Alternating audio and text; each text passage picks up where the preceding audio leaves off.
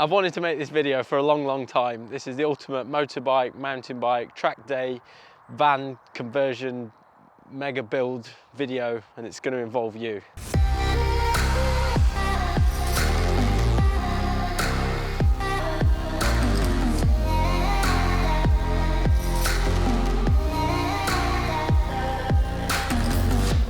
So as a bit of a backstory to this, during my racing career I was very fortunate over the years to get vans through race teams, through leasing companies, through various different ways, meaning I never actually had to buy a van. So I was extremely lucky in that sense. But that did mean throughout my racing career I could never convert a van into the actual van I wanted it to be. So over the years I just used the vans as and when I got them, and I never actually did anything to them. I just used them as the companies had gave me them and gave them back at the end of the year. That is why my entire life I've always wanted my own van that I could do something with myself, and this YouTube channel gives me an excellent excuse to do that. So this winter I set about finding a van. I do a lot of mountain biking, I still do track days, I still ride motorbikes, I ride motocross, enduro, and I need a van that can do it all. So one morning I was traveling with my friends to a mountain bike park and we were talking about vans, and it just so happened that we were traveling in my friend's Ford Transit Custom, which I've always really liked. Had everything I needed in it.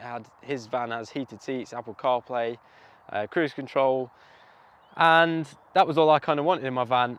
Volkswagen Transporters, although I absolutely love them, are probably out of my price range. Well, not probably, they're out of my price range, so I had to look elsewhere in the market, which is why I came across this Ford Transit. It just so happened that my friend had actually seen one identical to his in a place 10 minutes down the road from me, so I went and picked this van up. It cost me just over £18,000, and it's a 68 plate Ford Transit Custom long wheelbase. So I guess I'll give you a quick tour of the van first, and then we'll get into exactly how you can help me. So the day I got the van, I drove it home and I couldn't help but sense the fact that the van was damp. It smelt a bit musty in the front, and the back definitely sounded like there was water in there, and I couldn't understand why. I later realised that the company that had sold it me jet washing the inside of the van. It got a ply floor in it. Anyone that's got Ford Transit will know they then have this plastic liner inside, and there was water sloshing about underneath the plastic liner. Where they'd screwed the plywood into the floor, there's also holes, and I guess I'll show you exactly what I did quickly previous to filming this section of the video to rectify that.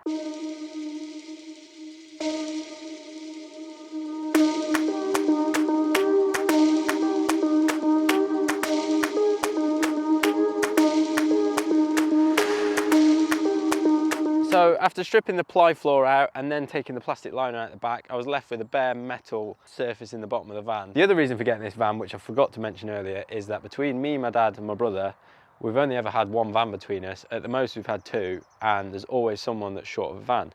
So I thought I'd have the bright idea of buying my own, that way they wouldn't take it and it'd be mine. Little did I know, the first time I went away, Dad stole it and filled it with his junk, which I've just opened the back doors to find. I'll show you where I'm at now in the back of this van, plus Dad's junk on top of it. So the van came ply lined. Underneath that was this MDF lining that you can see there. I removed the ply lining because it was all pretty wrecked, and I wanted to start from scratch basically. So I took all that out. I took the wheel arch covers out. I actually unbolted all of these mounting points here, but then I quickly needed to put them back in so we could carry bikes. So I removed all the ply lining from the inside of the van to get it back to the bare metal underneath. I wanted to make sure all the water was out and I could fill any holes and rust spots that were in the base of the van. So that was my first job. The second part of this mission was to get everyone on this channel involved in this. Now, as much as I've got half an idea of what I want to do with this van, I really wanted to get everyone involved in the project and it just be a bit of a fun project we could do together. So I need this van for a few different purposes. I bought a long wheelbase one, so I've got a little bit more space. I need the van to function as something I can take mountain bikes in for me and my friends. We've got 3 mountain bikes between us. I don't have any more friends than that. I also need to carry at least 1 motorbike in it at points, but possibly 2. There is the chance that as this year goes on and I do more traveling abroad, that I'll take this van abroad and I'll need to spend the odd night in it and sleep in the back of the van.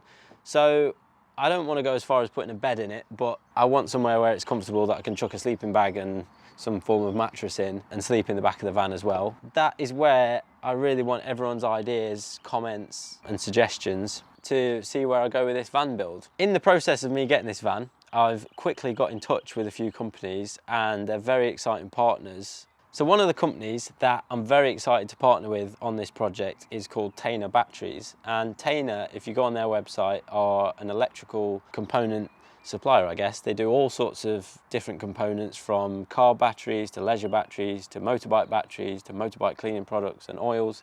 So they do a little bit of everything, and that is why I want to get you guys involved, because I know you're far more creative than I am and you'll have all sorts of ideas. So things I've kind of been thinking about are charging points for my iPhone in the back of the van if I'm sleeping in there, bike battery chargers. I mean, you could literally do anything. We can put solar panels on the van. Whatever you think we should do, I can do. So if you have a look on their website, let me know if there's anything you think we should get or think we should use for this project. So that is something I'm really excited with. I've also partnered with another company called dodomat.com, and Dodo make all sorts of different products. Some of the products they make are sound deadening and thermal insulation for the back of van conversions, and they very kindly supplied me with a lot of kit to insulate and line the inside of my van. So that's another exciting part of this build that I can do another episode on, and that is definitely going to make a massive improvement in the back of this van when it comes to me sleeping in the back of it. I couldn't help myself when I got the van, and I just quickly started getting stuck into making things and building things, and I was kind of rushing right into it, and I'm a little bit annoyed at myself because I got far too giddy too fast. But one thing I did do was put these lights in the top of the van. So I bought a ply line kit off eBay to line the roof of the van because there's no roof lining in here. I've not quite finished it yet, but I moved those internal lights that you can see there and up here. The two original lights went in the back here, and there was two more in the front as well. And I literally did that with an Amazon 12-volt spotlight LED kit, and that was really easy to do. I'm no electrician, but the van hasn't set on fire yet. I'm probably going to get someone in the comments now telling me that I am about to set this van on fire. But yeah, that wasn't too difficult and I quite enjoyed doing it. The more advanced electronics, I'm going to leave to the experts. This van was actually used by a rental van company, I think, previous to me having it. So it's pretty battered on the inside. I think I'd like to carpet line the back of it, but I need to cover up some of these holes and stuff before I do that. I've bought a ply line kit to ply line the back of the van. So yeah, my plan so far is to ply line it, carpet that, try and either look for a new bulkhead or repair that bulkhead because there's some pretty big dents in it. And I guess I'll show you the inside of the front of the van as well. I've got no plans to do anything to the front of it. I've got no plans to do anything with the exterior of it yet. I'm going for function over style for now, but I would like to at some point maybe look at doing some stuff to the outside too. But I'll take you in the front of the van now so you can have a look. So this is the front of the van. There's nothing too exciting in here. It's got Apple CarPlay, DAB radio, just standard seats in it. I have noticed, I'm sure people that have already got Transits know, but under here there's some pretty decent storage. So I was thinking this could be useful for the leisure batteries, or yeah, I don't know, whatever you need under there. Helmet storage, it could be anything. I'll leave that up to you guys to decide what we do with that. It needs a good clean in the front of here, and you can actually, I don't know if you can see that on the camera, but where they jet washed the inside of it, this has all got like a sort of layer of damp dirtiness, so that needs cleaning as well. But you can already see how I've got cleaning products in here when we go mountain biking and stuff like that just really bothers me. So I'd really like some kind of storage maybe up here. I don't know, somewhere to put things like bike pumps, brake cleaner, chain cleaner, bike wash, anything like that. It'd be cool if we could store it in there. I think you get the idea. We're free to do whatever we want with it. It's my van, my rules. I'm really excited to see what you guys think and what you think we can do with it. Like the video, subscribe, all that good stuff, and I'll see you in the next van build video soon.